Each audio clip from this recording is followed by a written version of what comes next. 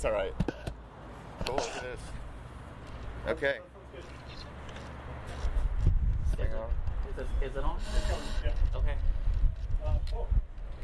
Well, hello, Mr. Philip Brubaker. It's great to meet you in person. Nice to meet you too. Okay. Let's start from your early life. From my childhood. Yeah. Okay. How old are you? I'm 30. Okay. I Googled you. I did a lot of research. You were born in Washington, D.C. Yes. Your mom is a Polish immigrant. Yes. Your dad is a German, and you're 25% American. That's right. You yes. told me this before the official interview. I just want to put it on It's record. still true. When I was 8 years old, we started to rent a video camera for like Christmas to document the holidays, and then I would just like, without any second thought, I would just grab the camera and start improvising little movies with my sister. And then around that same time, my mom has told me that I expressed a strong interest in becoming a director. This is something that goes back a long time ago. Well, it's far more productive than playing Nintendo.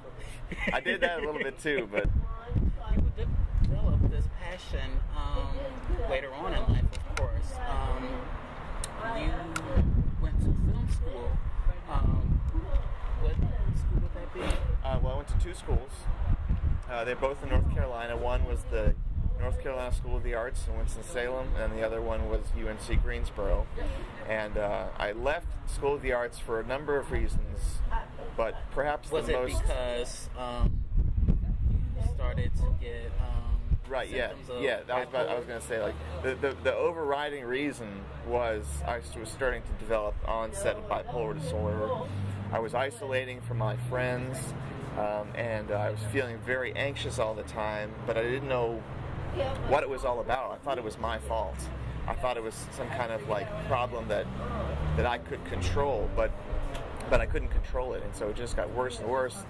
And eventually, me being unmedicated and being very stressed, I had a psychotic episode when I was 20.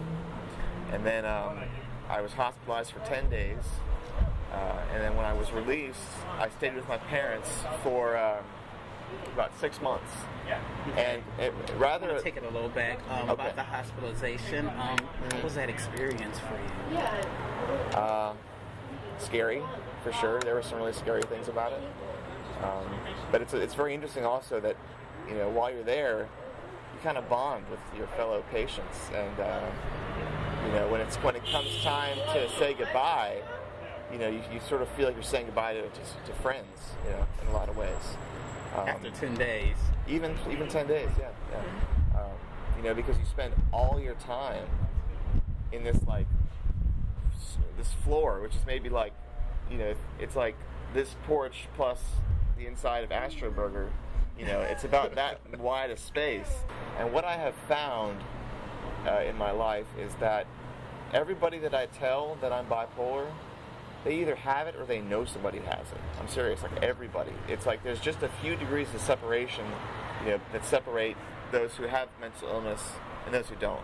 It's just, and I know it's a small percentage of people who have it, but for some reason I just keep running into other people, like everywhere I go, who have it. And the easiest way to reduce stigma about mental illness is to not to let it bother you. Like,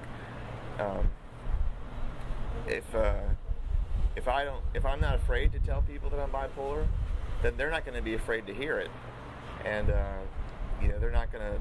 I find that they don't judge me, and they don't, you know, they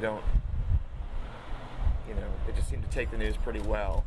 And I really do think that's the key to spreading the news about your illness, is to be comfortable with it and not to, you know, worry about it. But at the same time, you really should give a little, you know, explanation of what it is, because most people don't really know what bipolar is or schizophrenia. Right. Well, you graduated from Greensboro. So, where did you go from there? I went back to my old job at the grocery store. I went back to living with my parents and working at the grocery store. Okay. I didn't really have any money. Didn't have any other job to go to, and I don't think I was really ready to live on my own at that point. So I moved back in with them, and I stayed there for a few more years. But while I was living with them and while I was working at the store, I started to get dissatisfied, and I was thinking about how I really wanted to make a film. At the same time, I was scared of making a film, but I thought, I really do want to go for it. I want to at least try to make a film, because otherwise, if I don't, I'll regret it for the rest of my life. And I'll think, what if I had only tried to make a movie and maybe I wouldn't be working at a grocery store anymore. Yeah. I have advice for anybody who wants to become a filmmaker: make a documentary.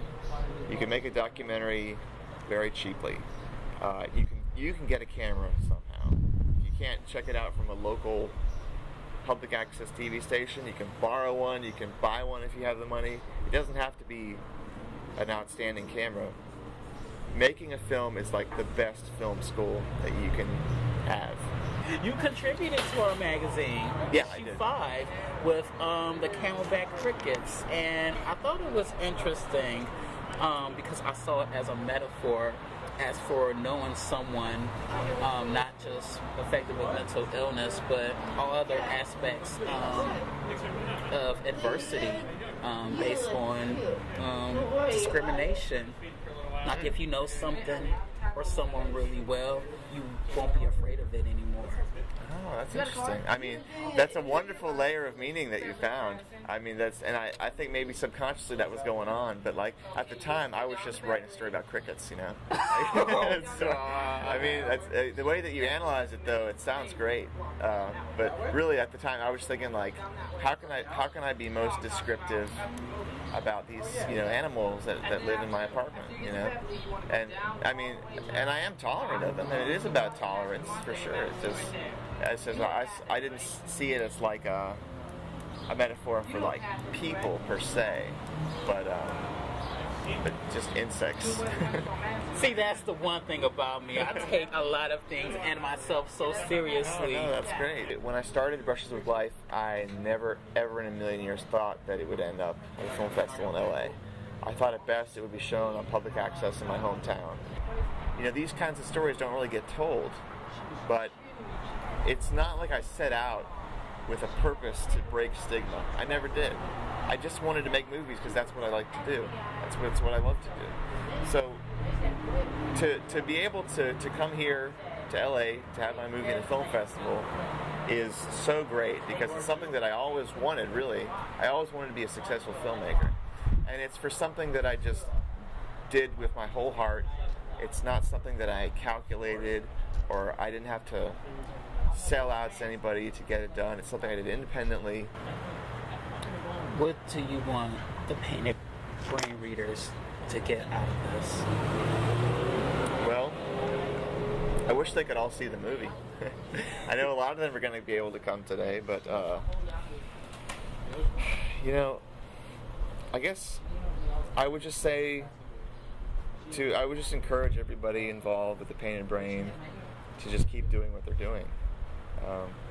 To keep using art as a way to express themselves, to keep breaking stigma, to keep spreading the word about mental illness, and everybody I met at the Painted Brain has been really positive, and they've all been, I think, good role models too, good ambassadors for their illness.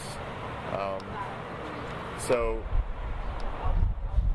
another thing that I might suggest is to not be afraid to tell people about your illness.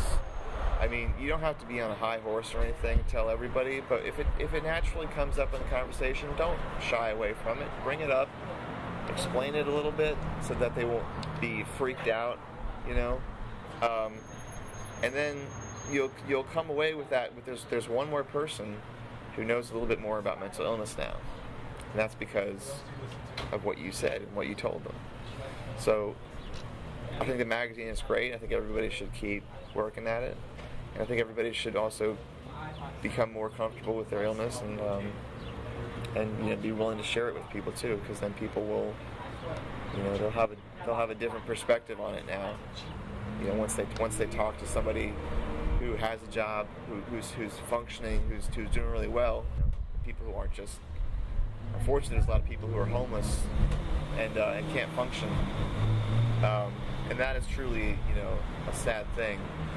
But there are also a lot of us out there who are doing well, and I think it's important that we share that with others to show that you don't have to, you know, if you have mental illness, you can have a normal life.